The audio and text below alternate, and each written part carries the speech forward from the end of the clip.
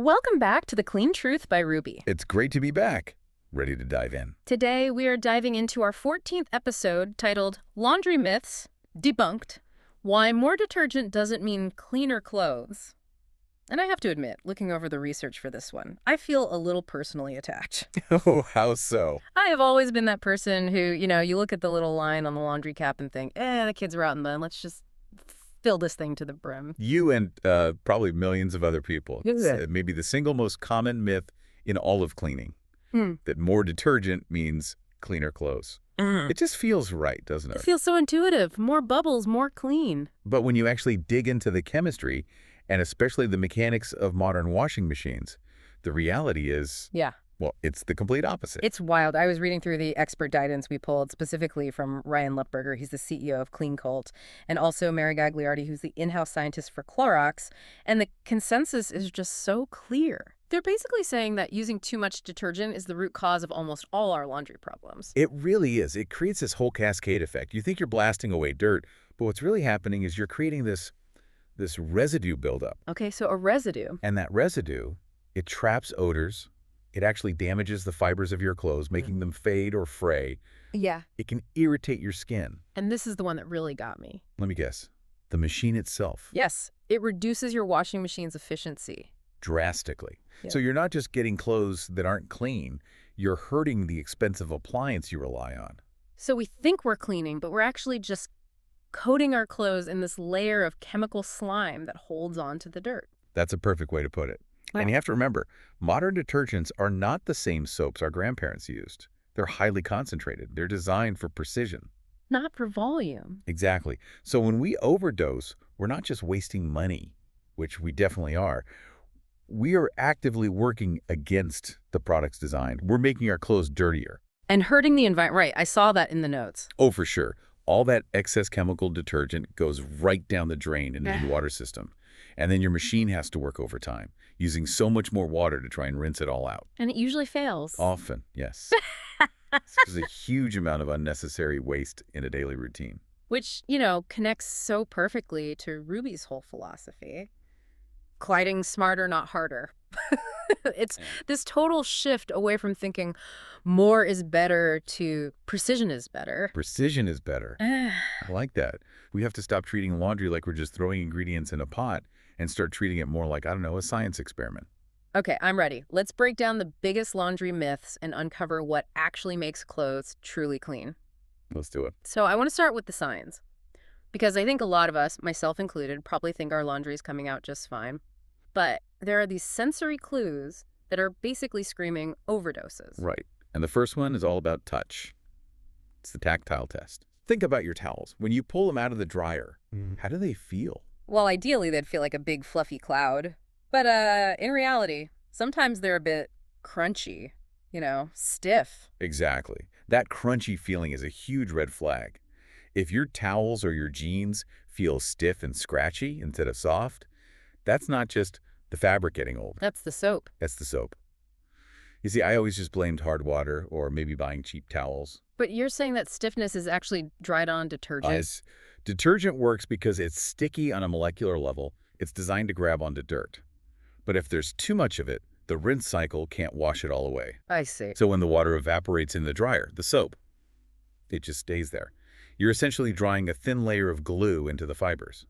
That's what makes them stiff. That is a really gross visual. You're drying your face with a soap glue towel. And the notes also mention stickiness. That's the really extreme end of the spectrum. If you pull a shirt out of the washer and it feels almost tacky or slimy, you have massively overdosed. The rinse cycle didn't stand a chance. Okay, and then there's the smell. This was maybe the most counterintuitive part for me. You'd think pouring in extra ocean breeze would make things smell, well, better? You would think. But the experts say that overuse is actually what causes that musty smell. It's the great irony of laundry. Mary Gagliardi from Clorox explains this so well. When you use too much detergent, you get a massive amount of suds. Right, the foam party. And those suds act like a cushion. They actually trap soil and dead skin cells and all that bacteria against the fabric instead of letting it get washed away. Wait, so the bubbles create a barrier that keeps the dirt in? Precisely. The rinse cycle can't penetrate that thick foam to flush it all out, so that bacteria-laden gunk stays in the fibers. You dry it, and over time, that bacteria starts to multiply and create that sour, funky, old gym bag smell. I think I've experienced this. You wash a shirt, it smells fine for an hour, and then as soon as you start wearing it and your body warms it up, it stinks. That's called rebloom. The bacteria is waking up. And the solution isn't more soap, it's getting rid of the old soap that's feeding them. We're basically walking around in bacteria sandwiches held together by soap. That's a vivid way to put it, but yeah, pretty accurate. And it's not just the clothes getting destroyed, right? The machine itself is taking a hit. Ryan Lepberger used the word choking. It's a great word for it. These modern high-efficiency machines are full of sensors and pumps. When you overdose, you can get something called sudsing lock. Sudsing lock. The buildup literally clogs the hoses, it coats the sensors so they can't read water levels properly, and it puts this massive strain on the pumps, trying to push that thick, sludgy water out. So you're paying for extra detergent you don't need, and then you're paying a repair person to come fix a burnout pump. Bingo. And that moldy washing machine smell people complain about, that's just rotting soap scum that's trapped behind the drum or in the door seal. Okay. I think it's official. We are all destroying our lives with soap. So let's pivot to the solution. I was looking at the dosing numbers in our research, and I honestly thought it was a typo. It seems shockingly small when you first see it, doesn't it? For a high-efficiency machine, an HE machine, which is what most people have now, the ideal amount for a normal load is half an ounce. Half an ounce. That's 1 tablespoon. That's like a coffee scoop. It's tiny. Ryan Lepberger is so clear on this. Heat machines use very little water, so they need a very concentrated small dose. Now, if you have an old-school top loader that fills all the way up, you can go up to 1 ounce. But for most of us, 1 tablespoon. That's the line. Okay, so we have to talk about the cap conspiracy, because I'm looking at the cap on my detergent bottle right now, and it's the size of a small bucket. It's huge. It's a huge problem of design and psychology. We call it the cap conspiracy because the packaging is actively designed to make you fail. Right. If I only need a tablespoon, why are you giving me this giant cup? Well, the cap looks like a measuring tool, but the actual measurement line 1 or whatever, is usually almost invisible, way down at the bottom. The sheer size of the cup creates this psychological pull to fill it up. It feels wrong to just put a tiny little splash in there. It feels wrong, but it's marketing. If we all fill the cup, we have to buy a new bottle in 2 weeks. If we use the correct amount, a tablespoon, that bottle could last for months. They're counting on us not paying attention. Completely. Yeah. The best advice from the experts is to just abandon the cap. Stop using it. Get a real dedicated tablespoon from your kitchen and keep it with your laundry supplies. Measure it out until your brain recalibrates to how small the amount really is. That's such a simple fix. Okay, can we dig a little deeper into the why for the HE machines? You said they use less water, but the notes had this fascinating bit about friction. Yes, this is all physics. Old machines used a central agitator to basically beat the dirt out of clothes in a tub full of water. Right. Modern HE machines use a tumbling action. The cleaning comes from the clothes rubbing against each other. It's fabric-on-fabric friction. Like when you scrub a stain with your hands. Exactly like that. Now imagine you cover your hands in a really thick layer of shading cream and try to rub them together. They just glide. There's no friction. Right. The foam acts like an airbag. And that's what happens in your HE machine when you use too much soap. You create this huge cushion of suds.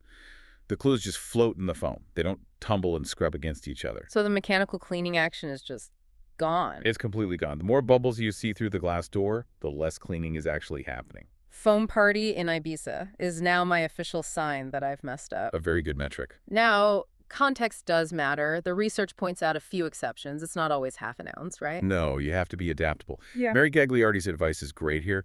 The biggest variable is just the soil level. That makes sense. If you're washing soccer uniforms caked in mud, that dirt is going to use up a lot of the detergent's power. So in that specific case, yes, you can bump up the dose a little. Yeah. But for your average, I wore this to my desk job load. The soil level is low, so the soap level stays low. The variable that really surprised me was water hardness. I hear people talk about it, but I didn't realize it had such a direct chemical impact on the detergent. It's basic chemistry. Hard water is hard because it's full of dissolved minerals, mostly calcium and magnesium, and those minerals are the enemy of soap. How so? The detergent molecules want to grab onto dirt, but in hard water they get distracted and grab onto the calcium and magnesium ions instead. They bond with them and form, well, what we call soap scum. So the detergent is too busy fighting the water to even get to my dirty socks. That's a perfect analogy. You're losing a huge percentage of your cleaning power just to the water itself. Ah. So if you live in an area with very hard water, you actually do need to increase the detergent dose a bit. So that's the one time it's okay. Yes. But on the flip side, if you have a water softener in your house, your water is incredibly efficient for cleaning. Hmm. You might need even less than half an ounce. It's all about knowing your local conditions. Okay, there was also a really specific tip for top loaders. The old school kind. I realized I've been doing this wrong my entire life. Dump and run method. Yeah, I just toss the clothes in, pile them high, and pour the blue goo right on top of a dry t-shirt. That is how you get detergent burn. When you pour that concentrated chemical directly onto dry fabric, it can actually bleach the color out or leave a spot of residue that never fully dissolves. So I'm making my own stain. You are. The correct order for a top loader is start the water filling, pour in the detergent so it dissolves and mixes, then add the clothes. You want them to enter a soapy bath, not get hit with a chemical blob. That feels like a secret I should have learned 20 years ago. Okay, so we've covered the problem, the science, the dosing, but I know people are listening right now thinking, great, the damage is done, my towels are crunchy, my machine stinks, what now? But you can fix it. That's the good news. You can reverse the buildup. Let's talk about the detox. The notes mention something called laundry stripping. I've seen this on social media. What is it really? Laundry stripping is basically a deep clean reset for your fabrics. It's a pretty aggressive way to chemically break down years of built-up detergent, fabric softener, body oils, and minerals. Walk us through how it works. So the common method uses a bathtub. You fill it with very hot water. Then you add a mix of borax, washing soda, which is different from baking soda, and a bit of powdered detergent. A chemical cocktail. It's a highly alkaline solution. You put your supposedly clean items, like towels or bed sheets, in there and just let them soak for 4 or 5 hours. And this is where the gross but satisfying part happens, right? The water doesn't stay clear. It does not stay clear.